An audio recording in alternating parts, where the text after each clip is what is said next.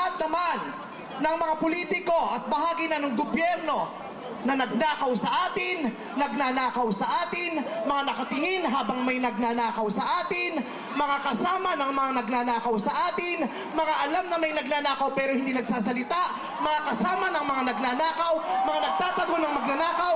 Isa lang ang gusto namin sabihin sa inyong lahat: patawad kay Father, pero putang ina ninyo! Kaputa-putahan ng mga putang ina nyo! Katatapos lang ng misa, pero Panginoon, patawarin nyo kami, pero totoo yan.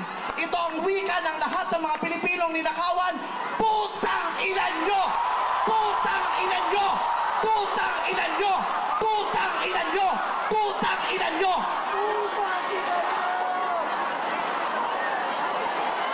Putang ina nyo! Tapos na ang panahon ng mga bababait at ng mga resilient. Ang mga mababait, ginago. Ang mga resilient, tinarantado.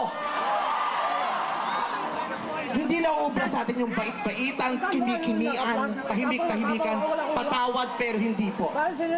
Hindi ko sisimplihan, hindi ko babaitan ang mensahe ko ngayon dahil hindi naman sila mababait.